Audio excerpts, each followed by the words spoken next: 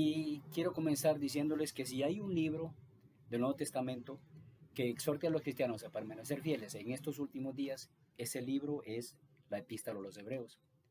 Esta epístola, hermanos, contiene un mensaje muy especial para un tiempo caracterizado por la apostasía. Se dirige al creyente que ante la incredulidad y la desobediencia que prevalecen hoy en día, debe permanecer firme en la fe. La carta a los Hebreos, por consiguiente, es una exhortación a la fidelidad. Y estas amonestaciones, hermanos, revelan el buen corazón y la profunda preocupación del pastor que escribe. En esta epístola el escritor le suplica constantemente al lector que permanezca fiel y firme al Evangelio y que no se deje arrastrar. Él pone énfasis en la responsabilidad espiritual. A los hermanos en la fe se les exhorta a ocuparse de que ni un solo creyente se le permita alejarse del Dios vivo. Ahora nosotros vemos que las consecuencias de alejarse son realmente inimaginables, ya que según el escritor es cosa terrible caer en manos del Dios vivo, tal y como lo dice capítulo 10, versículo 31. El escritor de Hebreos, hermanos, aconseja que el creyente oiga obedientemente la palabra de Dios, como lo expresa en el capítulo 4, y exhorta a los creyentes a adorar a Dios de un modo aceptable, con reverencia y con temor, como lo vimos en el capítulo 12. Y él al final llega a la conclusión de que nuestro Dios es un fuego consumidor, en caso de que esta exhortación sea desatendida. En una época en que la apostasía es cosa común, el mensaje de Hebreos es bastante oportuno, queridos hermanos. Lo cierto es que no debemos hacer caso omiso a la advertencia que acompaña la siguiente expresión: una salvación tan grande, puesto que no podemos escapar si nosotros deseamos hacerlo. En consecuencia, hacemos bien en escuchar atentamente a la voz de Jesús, tal y como lo dice capítulo 1, versículo 1. Por esta razón deseo compartir con ustedes 3 reflexiones trascendentales para una vida de fidelidad a Dios. Repito una vez más, 3 reflexiones trascendentales para una vida de fidelidad a Dios. La primera de ellas es que consideremos nuestra posición en Cristo. Consideremos nuestra posición en Cristo como una reflexión trascendental. Y esto lo vemos contenido en el versículo 1, parte A. Y dice así: por tanto, hermanos santos, participantes del llamamiento celestial. La expresión, por tanto, vincula o enlaza el capítulo 3 con el discurso que le antecede inmediatamente y que trata acerca de la unidad de Jesús con sus hermanos. Todos estos hermanos pertenecen a la familia de Dios. Los hermanos son santos. ¿Por qué razón? Porque son hechos santos por Jesús, tal y como lo dice Hebreos 2:11. Y a causa de ello, Cristo no se avergüenza de llamarlos hermanos. Ya en el capítulo 3, versículo 1, que es lo que estamos leyendo, esta gente ahora es llamada por primera vez en Hebreos y de modo específico hermanos santos. El adjetivo santos revela que los hermanos han sido apartados con un propósito y pueden entrar a la presencia de Dios, ya que el pecado ha sido quitado mediante el sufrimiento y muerte de Jesús. El término hermanos también se le aplica al escritor de Hebreos. Él es en realidad uno de aquellos que también pertenecen a la familia de Dios. Los destinatarios de la epístola, hermanos, comparten también el llamamiento celestial, tal y como lo dice aquí, llamados a un llamamiento celestial. Este es un llamado único, un llamado efectivo, pero también es específico y es una invitación celestial a entrar al reino de Dios. Y de igual manera, nosotros también gozamos de esa posición de santidad y de un llamamiento efectivo en Cristo. Pero se nos pide que esa santidad sea practicada como una conducta adecuada en la nueva vida en Cristo, tal y como lo expresa 1 de Juan 3, 6 y 7, acerca de la justicia que nosotros debemos de practicar, porque Dios también es justo. Y sobre ese llamamiento efectivo, también Pablo en Efesios 4:1 nos insta a que andemos como es digno, o sea, que lo hagamos con decoro, que lo hagamos con decencia, que lo hagamos con integridad, que lo hagamos adecuadamente, que lo hagamos apropiadamente, que lo hagamos convenientemente y proporcionadamente del llamado con que fuimos llamados. Esta posición de santidad y privilegio de ser llamado por Dios viene acompañado de un mandato. El mandato, hermanos, no es difícil, no es complicado y todo creyente puede cumplirlo si es diligente en ello. La segunda reflexión trascendental para una vida de fidelidad a Dios es que consideremos nuestra comprensión de Cristo. Consideremos nuestra comprensión acerca de Cristo. Y esto lo vemos contenido de la parte B del versículo 1 hasta el versículo 6 en su parte primera. Vamos a leer entonces lo que sigue. Considerad al apóstol y sumo sacerdote de nuestra profesión, Cristo Jesús. A estos hermanos se les pide que fijen sus pensamientos en Jesús y que lo hagan diligentemente. Parecería que los lectores de la epístola no lo estaban haciendo. Esto es en ese momento que pareciese que ellos estaban deslizándose, que otros estaban abandonando su fe y otros estaban desanimados debido a los padecimientos, a los vituperios, a las tribulaciones, a la prisión y al despojo de sus bienes, según lo vemos reflejado en capítulo 10, versículos 32 al 34. Ya en Hebreos 2.1, el escritor les exhorta a que presten precisamente con más diligente atención al evangelio que ha sido oído, puesto que el conocimiento de Jesús es importante dentro de la carta. No podemos tener una vida espiritual plena y fiel si desconocemos la persona y la obra del autor de nuestra salvación. Por eso, al prepararse a hablar sobre Jesús, el autor no le llama a Jesucristo ni Hijo de Dios, ni Hijo de hombre, ni Señor ni Salvador, sino que lo llama, como dice aquí, apóstol y sumo sacerdote. Veamos ahorita el término apóstol. Se refiere a aquel a quien Dios envió, un concepto usado repetidamente por el evangelista Juan en su evangelio, y precisamente lo hace 11 veces para ser preciso. Y aún en su primera epístola, en el capítulo 4, versículo 10, también vuelve a ser mencionado Cristo como un apóstol. La palabra apóstol tiene un significado más profundo. ¿Cuál es el significado? El de un embajador. El apóstol no es solamente un enviado. Este también está revestido de la autoridad de aquel que lo envió. Además, él puede y debe hablar únicamente aquellas palabras que su superior le ha confiado. Él tiene prohibido expresar sus propias opiniones cuando las mismas difieren de lo que de la conducta o por lo cual se le ha enviado. Jesús entonces proclama comprometidamente la verdadera palabra de Dios como enviado. Él trae el evangelio, él trae las buenas noticias. En tanto que el término apóstol, por comparación, se relaciona con Moisés, ahora nosotros veamos lo siguiente: la designación de sumo sacerdote. Ahora nos trae el recuerdo de alguien. ¿Quién es esta persona? Este es Aarón. Las diferentes funciones de los dos hermanos, Moisés y Aarón, uno como enviado y el otro como un sumo sacerdote, ahora estas ocupaciones quedan combinadas y son cumplidas en la persona singular y gloriosa de Jesús. En su obra Jesús es más grande que ambos, más grande que Moisés y que Aarón. Ahora, leamos versículo 2, parte A, el cual es fiel a quien le constituyó. Dios lo designó apóstol y sumo sacerdote, y esperó que Cristo ejecutara fielmente su tarea, cosa que él hizo. El escritor usa un participio presente en el original, y esto nos da a entender, hermanos, que la obra para la cual Dios designó a Jesús no terminó cuando su tarea terrenal fue completada, sino que esta tarea continúa en el cielo. Jesús sigue siendo fiel en su tarea sumo sacerdotal, de intercesión y también, hermanos, de preparar un lugar para su pueblo, tal y como lo vemos expresado en Juan capítulo 14, versículo 3. Cristo, hermanos, continúa siendo fiel en amar, pero también en perfeccionar a la iglesia de la cual es cabeza. Vamos a la parte B del versículo 2. Como también no fue Moisés en toda la casa de Dios. Sin embargo, los primeros destinatarios de la epístola se hubieran preguntado, bueno, ¿no fue Moisés fiel a Dios? Sí, claro que sí lo fue. Ellos precisamente conocían las palabras de Dios que le había hablado a Aarón y a María en presencia de Moisés, reconociendo a Moisés precisamente como alguien fiel. Pero en este paralelismo adquiere un significado adicional cuando interpretamos la palabra casa. Mire qué interesante es este término. Aquí el término casa es un sinónimo de la familia de Dios. Moisés ministró fielmente al pueblo de Dios en el desierto. ¿Cuándo? durante los 40 años que duró el viaje en el desierto. Pero, ¿cuál es entonces la diferencia entre Jesús y Moisés en este sentido?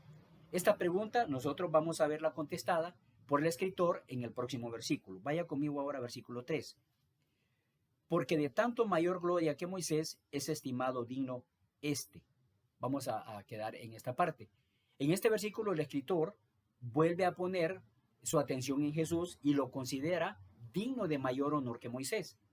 Bueno, ciertamente ambos, Jesús y Moisés, han sido fieles a Dios, pero la diferencia que hay entre ellos dos va más allá de la virtud de la fidelidad. El escritor, el escritor ya ha llamado a Jesús apóstol y sumo sacerdote. Moisés nunca, hermanos, ocupó esta doble investidura, pero no ese es el punto que yo deseo tratar ahorita. Para demostrar esta verdad de lo que quiero decir, el escritor usa una ilustración del ámbito de la construcción, hablando de casa, que es un ejemplo cuya validez todos nosotros podemos reconocer. Vaya conmigo a la parte B del versículo 3. Cuanto tiene mayor honra que la casa, el que la hizo. Como sabemos, el edificador de una casa tiene mayor honor que la casa misma. Cuando una casa se erige, se construye, o un edificio también, la gente puede admirar la belleza de la estructura. Incluso ellos pueden decir palabras de alabanza. Pero el tributo y la honra le están reservados al arquitecto y al constructor. El arquitecto y el edificador están hablando en términos figurativos por encima de la estructura que han creado. Están en un nivel diferente. Y por analogía, dice el escritor, Dios es el arquitecto y Jesús es el edificador de la casa de Dios. Y Moisés solamente es un siervo dentro de la casa de Dios. Cuando se establece esta comparación entre Jesús y Moisés, el escritor, hermanos, no está tratando de disminuir la obra de Moisés. Incluso su fidelidad no es cuestionada.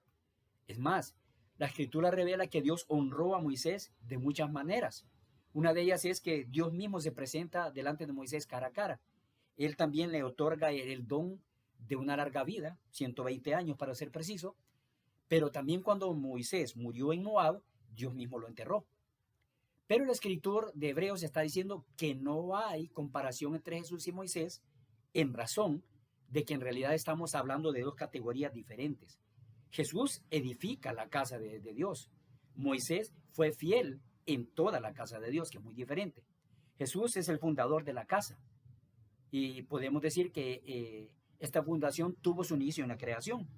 Y Moisés mismo pertenece a dicha casa. Además, el lugar de honor a la diestra de Dios le pertenece solamente a Jesús. Jesús ha sido honrado, hermanos, por Dios, porque por medio de él Dios hizo el universo tal y como lo establece el versículo de capítulo 1, donde dice, en estos postreros días nos ha hablado por el Hijo, a quien constituyó heredero de todo y por quien asimismo hizo el universo. Vaya conmigo ahora a versículo 4. Porque toda la casa es hecha por alguno, pero el que hizo todas las cosas es Dios. Este versículo, hermanos, es una explicación y nosotros podríamos colocarlo como en un paréntesis. Una casa, hermanos, no crece como lo hace una planta. Cada casa tiene su propio constructor. La palabra casa puede ser entendida en su sentido literal o también, tal como lo menciona el versículo 3, puede ser considerado en un sentido figurado, refiriéndose a la familia que vive dentro de la casa. El énfasis del versículo 4, hermanos, recae en la última parte precisamente de la oración. Hay un cambio de sujeto. Primero dice que toda casa es hecha por alguno, pero ahí la conjunción pero contrasta ahora en que Dios es el constructor de todo. Dios Padre, por consiguiente, edifica todo por medio de su Hijo. Y dado que Cristo construye la casa de Dios, es digno de mayor honra que Moisés. Vaya ahora conmigo a versículo 5 y versículo 6 en la parte A. Dice, y Moisés a la verdad fue fiel en toda la casa de Dios, como siervo, para testimonio de lo que se iba a decir, pero Cristo como hijo sobre su casa. Veamos algunos aspectos, hermanos, de estos dos versículos. El primer aspecto es que el escritor repite ya lo que había dicho en el versículo 2. Ahí él compara a Moisés con Jesús. Pero aquí en estos versículos 5 y 6, él ahora contrasta la persona de Moisés con la de Cristo. Veamos otro aspecto. Moisés es llamado siervo, pero Cristo es llamado hijo. El contraste queda entonces realzado por medio de dos preposiciones distintas. Mire esta parte. Dice, Moisés era siervo en la casa o dentro de la casa de Dios, en tanto que Cristo es hijo sobre la casa de Dios. Vemos entonces que hay un contraste entre estas dos preposiciones. Una es en y la otra es sobre. El otro aspecto que es que el escritor escoge el término siervo para describir a Moisés.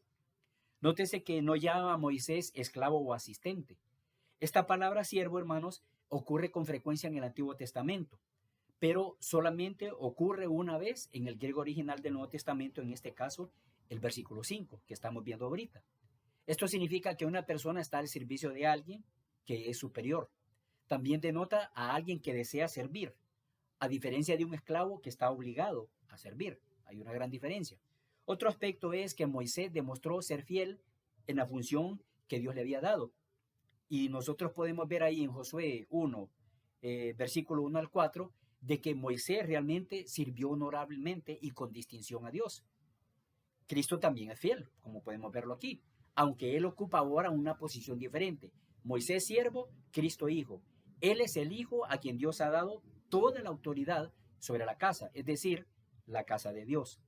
Y el último aspecto es, como dice aquí, que Moisés funcionó como siervo, pero dice para testimonio, como una especie de, bueno, como un profeta. Él fue una prefiguración de Jesús, ¿verdad? El gran profeta. Nosotros podemos ver ahí en Deuteronomio 18, versículos 15 y 18, que Dios le dice a Moisés que él va a levantar un gran profeta de en medio del pueblo. Podemos decir entonces que Moisés dio testimonio de lo que habría de ser dicho en el futuro, más específicamente del evangelio que Jesús proclamó como plenitud de la revelación de Dios que nosotros vemos ahí en capítulo 1, versículo 2. Querido hermano que me escucha, nuestra comprensión de la persona de Cristo no debe ayudar a reflexionar en quién, nos debe ayudar a nosotros a reflexionar en quién hemos creído, en quién hemos confiado. No debe ser solamente un conocimiento académico o intelectual que sea solo para información, sino que tiene que ir mucho más allá para mantener viva nuestra fe en cada aspecto que nosotros vemos en la persona de Cristo. Como dije, no es una cuestión de información, sino que es una cuestión, hermanos, de relación. ¿En qué sentido? Nosotros conocemos a Cristo como creador, como salvador, como hijo de Dios, como sustentador, como amigo, como hermano, como salvador, como hijo de Dios, como abogado, etcétera, etcétera. Y esto, hermanos, debe de ayudarnos a nosotros a admirar su gloria, su magnificencia, su poder, su amor, su fidelidad, su gracia, su presencia, pero también, hermanos, que cada atributo de su deidad debe de hacernos sentir a nosotros que estamos completos en Él, y tal como el apóstol Pablo lo expresa en Colosenses 2:10. Y el apóstol Pedro, al final de su primera carta, anima a los creyentes a lo mismo. Él dice, antes bien, creced en la gracia y el conocimiento de nuestro Señor y Salvador Jesucristo.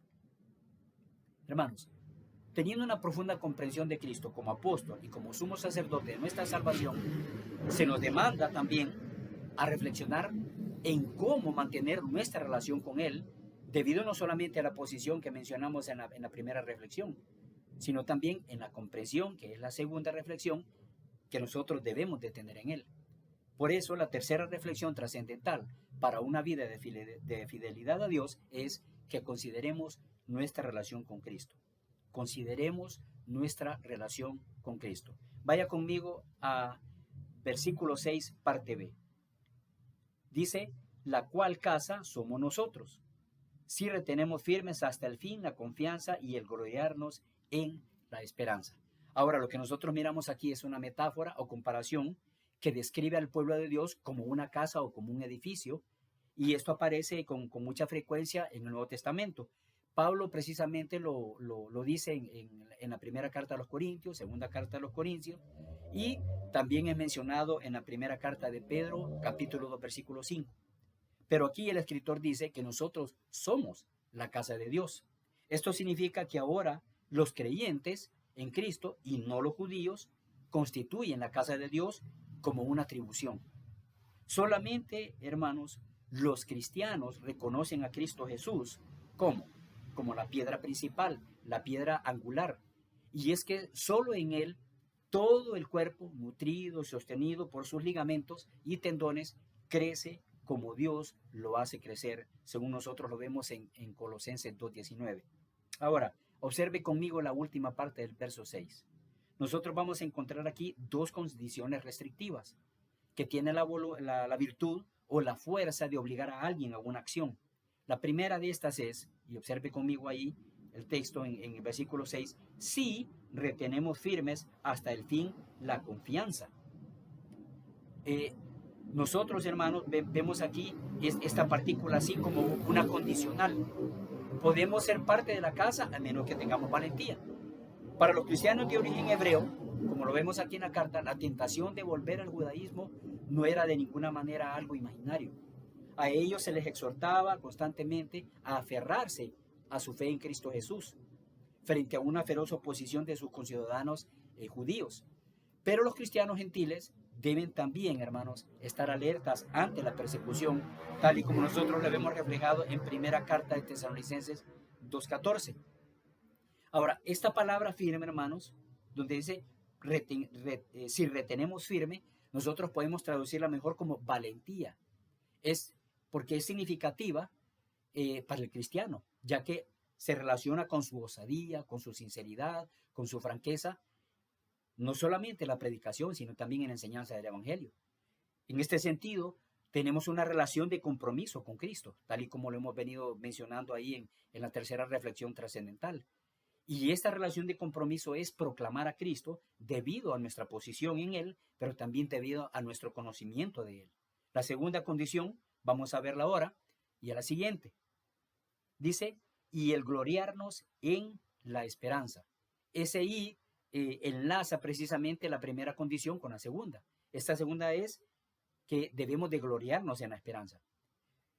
Hermano, si los lectores de esta epístola no se aferran a la esperanza de la que ellos se gloriaban, ellos ya no formarían parte de la casa de Dios. Nosotros más adelante, en el texto de esta epístola, vamos a ver que el escritor explica lo que quiere decir cuando habla de esperanza. Él habla de esa inmutable, de esa incambiable naturaleza del propósito de Dios, pero también, hermanos, de esa imposibilidad de que Dios pueda mentir. Porque el escritor nos dice ahí en Hebreos 6, versículos 18-19, lo siguiente: los que hemos acudido para asirnos de la esperanza que nos ha sido ofrecida, podemos sentir un gran aliento. Y miren lo que dice al final: tenemos esta esperanza como ancla del alma, firme y segura. De igual forma, querido hermano, así como Dios es fiel para con su propósito y consigo mismo, del mismo modo el cristiano verdadero debe de ser el reflejo de su creador y de su redentor en esa relación especial con él, debido a su posición, debido a su comprensión de él, pero también debido a esa relación. Si el cristiano fracasa, él deja de ser parte de la casa de Dios. ¿En qué sentido? Porque a lo largo de la epístola nosotros vamos a ver, hermanos, en Hebreos 10:23, especialmente lo que sigue. El escritor exhorta a sus lectores a ser fieles a este llamado constantemente. Y él dice, aferrémonos sin vacilación a la esperanza que profesamos, porque fiel es el que prometió. ¿Qué hemos aprendido, queridos hermanos, en esta oportunidad? 3 reflexiones trascendentales para una vida de fidelidad a Dios. La primera es que consideremos nuestra posición en Cristo. ¿En qué sentido? Que somos santos, pero que también tenemos un llamado efectivo en Cristo. La segunda es que consideremos nuestra comprensión acerca de Cristo, nuestro conocimiento acerca de Él. Como apóstol, como sumo sacerdote, como Salvador, como Señor, Él es todo. Pero también la tercera es que consideremos nuestra relación con Cristo. El apóstol Juan en su primera epístola nos dice, y ahora, hijitos, permaneced en Él para que cuando se manifieste tengamos confianza, para que en su venida no nos alejemos avergonzados de Él. Bendiciones, hermanos.